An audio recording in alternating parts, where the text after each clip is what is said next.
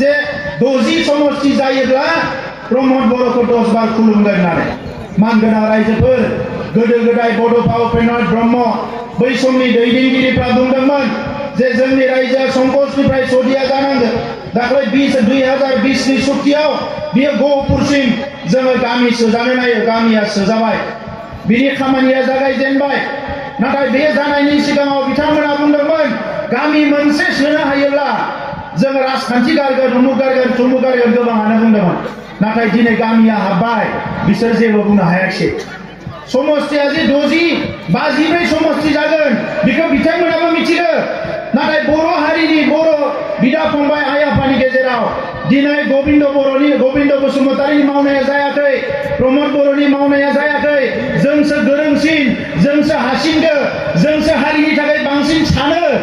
बेबायदि बाथ्राखौ बुंनो थाखाय हारिखौ अलखदाव गोग्लैनाय बाथ्राफोरखौ बिथांमोना बानसावगासिनो दङ दिनै उन्दै उन्दै गथ'फ्रानो ससियेल मिडियाआव आं लिरनाय नुदों बे उन्दै उन्दै गथ'फ्रानो जुदि साननो हादोंब्ला माखासे बाथ्राखौ बुंनाया गोरोन्थि जायो बिथांमोना राजखान्थिनि स्वार्थआव दिनै गावनि मेगनखौ बिथांमोना बन्द खालामनानै लादों बेजों हारिया लाब जानाय नङा रायजोफोर दिनै जोङो राजखान्थिनि नामाव फैयाखै आं सिट जानाया गिदिर खोथा नङा गोविंद बसुमतारी बिथाङा डिपुटि सिट जानाया गिदिर खोथा नङा बिथांमोनानो सरकार सालायबाय थादोंमोन जोंहा बुंनांगौ गैयामोन नाथाय गोजोनखौ मानो लाबाखैमोन शान्तिखौ मानो लाबाखैमोन सुक्तिखौ मानो खालामाखैमोन बर' हारिनि थासारिया जेरैबायदि जालांबायमोन बेखौ मानो बिथांमोना जोथोन लायाखैमोन गामि गामि जौ लोंनाय जुवा गेलेनाय मेला होनाय बायदिसिना थासारि जोंनि बिदा फंबायखौनो बायलाय फानलाय खालामनाय खुन्दुं कम्बलनि राजनिति खालामनानै समाजखौ माने गुबुंले लामाजों दैदेनलांनाय बेबायदि थासारिया दिनै फैबायमोन दिनै UPPL सरकार दैदेननाय समाव ना जोङो सोरबा मेला खुंनानै जुवा होनायखौ एलाव खालामदों सोरबा सिखावै साफा सानै होदोंब्लाबो मिथिनाय लोगो लोगो जों एक्सन लादों जोंनि गोरिब गुन्द्रा न'खरफोरखौ नायै नायै न'फोरखौ जाहाथे बयबो मोनो खामानिफ्रा जाहाथे मोजां जायो बेखौ जों गासैखौबो नोजोर होदों जोंनि बिदा फंबायफ्रा जाहाथे गोग्गो सोलोंथाइ मोनो बेफोरखौ जोङो नोजोर होदों आरो गोरिब गुन्द्रा मावना जानाय मानसिफोरनि थाखाय जोङो आइ अनसाय बिथांखि माइनाव सोरां बिथांखि गियान सोरां बिथांखि गोदान बिथांखि बानायनानै रायजो राजाफोरनो माबा नङा माबा मदद होनो नागिरो CLF नि न'खौ लुना होनो गालांदोंमोन 17 बोसोराव CLF नि न'खौ लुवाखै जों दा लुनो नागिरबाय 100% VCDC अफिसफोरखौ लुजोबनो थांगासिनो दङ दिनै जोंनि ओनसोलफ्राव नलेज सेन्टार लुनो थांगासिनो दङ जोङो आरो बयनिख्रुइ देरसिन बाथ्राया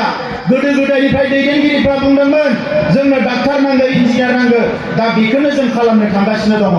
दा नंखायनो रायजो राजा नोंथांमोन दिनैनि समाव गोविंद बसुमतारिया जौ लोङैखायनो जुवा गेलेखायनो गाज्रि नामा जोंनि दैदेनगिरिफ्रा बिथांमोननि बायदि नाङै खामानिफोरखौ समाज गुबुंले खालामनाय खामानिफोरखौ मावैखायनो गाज्रि नामा दिनै बिथांमोना जेरैबायदि बुंनो हमदों समखौ बिथांमोननोथ' नोंथांमोना सुजुग होदोंमोन खेबथाम इलेक्सनाव देरहाबाय बिथांमोना मा मावखो दिनै उदालगुरि जिल्लायाव मा लुनानै गालांनो हाखो दिनै रायजो राजाफ्रा बयबो मिथिगौ भैरबकुन्दनि दालाङाबो जोंनि समावसो जाबाय दिनै इउनिभार्सिटि जागोन गोबां फसंथान जागोन उदालगुरियाव बे फसंथानफोरा दिनै UPPL नि समाव गायसनजागोन दा नंखायनो रायजोफोर गोनो गोथो जानो नाङा नैबे लोकसभायाव NDA गभर्नमेन्टआनो फैफिनगोन जों NDA आव दङ এই লোকসভা আহি আছে ইয়াত আমাৰ প্ৰধানমন্ত্ৰী নৰেন্দ্ৰ মোদী ডাঙৰীয়াই তৃতীয়বাৰৰ কাৰণে প্ৰধানমন্ত্ৰী হ'ব এইটো নিশ্চিত হৈ গৈছে কিন্তু আমাৰ দায়িত্ব আছে যি প্ৰধানমন্ত্ৰী ডাঙৰীয়াই বড়োলেণ্ডৰ শান্তি আনি দিলে সম্প্ৰীতি আনি দিলে উন্নয়ন আনি দিলে সকলো পৰিৱেশ ভাল কৰিলে তেখেতক তৃতীয়বাৰৰ কাৰণে প্ৰধানমন্ত্ৰী হিচাপে দায়িত্ব মানে তেখেতক আজি সহায় কৰাটো আমাৰ এই সমষ্টিৰ কেণ্ডিডেট জিকাই পেলাই আমি আৰু এজন MP দি পেলাই তেখেতৰ চৰকাৰটো শক্তিশালী কৰাটো আমাৰ সকলোৰে দায়িত্ব এই কাৰণে আপোনালোকক অনুৰোধ কৰিছো যে আজি বিজেপিয়ে তেখেতসকলৰ মিটিং কৰি আছে UPPL আমি মিটিং কৰি আছো জানুৱাৰী মাহৰ পৰা আমাৰ একেলগে মিটিং হ'ব আলোচনা বিলোচনা হৈ আছে আজি মই অসমৰ ভিতৰত যিটো দৰং উদালগুৰি লোকসভা সমষ্টি মই ইটো দেখিছো যে আমাৰ NDA কেণ্ডিডেট সবচে হাইয়েষ্ট ভোট জিকিব মই ইটো দেখিবলৈ পাইছো আৰু আপোনালোকে এই কাৰণে BPF ৰ কিবা খানা খোৱা উল্টা পুল্টা দুটামান কথা কোৱা ইয়াক কোনো শুনিব নালাগে চৰকাৰ থাকি যি সকলে একো কৰিব নোৱাৰিলে 50 টকাৰ কম্বল 10 টকাৰ খুঁটা দি চৰকাৰ চলাব বিচাৰিলে সেই মানুহবিলাক আজি আপোনালোকৰ চৰকাৰ নোহোৱা সময়ত 10টা প্ৰলোভন দিব পাৰে কিন্তু এটাও বাস্তৱত ৰূপায়ণ কৰিব নোৱাৰে হাগ্ৰামা মহিলাৰে এই সময়ত কৈছিলে মডেল বিটিসি বনাম ক'ত মডেল বিটিসি হ'ল মহিলাসকলক আমাৰ বাইদেউসকলক 1 তোলা সোণা দিম বুলি ক'লে ৰূপাও নিদিলে ৰূপাটো নিদিলে লোহাও নিদিলে একো দিব নোৱাৰিলে মাটিও দিব নোৱাৰিলে আজি ৭২,০০০ পৰিয়ালক আমি মাটি দিলো ৭২,০০০ পৰিয়াল 3 বছৰ 17 বছৰত তেখেতসকলে দিব পাৰে না এতিয়া আপোনালোকৰ মাটি আপোনালোকে মোবাইলত বৈশ্যমুঠি মাৰক গুগলত বৈশ্যমুঠি ৱেবছাইটত যাওক চবৰৰ ডাক নম্বৰ পাট্টা নম্বৰ দিয়ক চবৰৰ মাটি বাৰী চব পাই যাব ডাউনলোড কৰিব পাৰিব মোবাইলত আৰু বিটিআৰটো উত্তৰ পূৰ্বাঞ্চলৰ একমাত্ৰ কাউন্সিল য'ত নেকি লেণ্ড ডকুমেণ্ট ভূমিৰ মাটিৰ কাগজ পত্ৰবিলাক ডিজিটাইজ কৰা হৈ গ'ল আপোনালোকৰ আৰু চিন্তা নাই আপোনালোকৰ যিটো সমস্যা স্বাধীনতাৰ ৭৫ বছৰলৈকে সমাধান হোৱা নাছিলে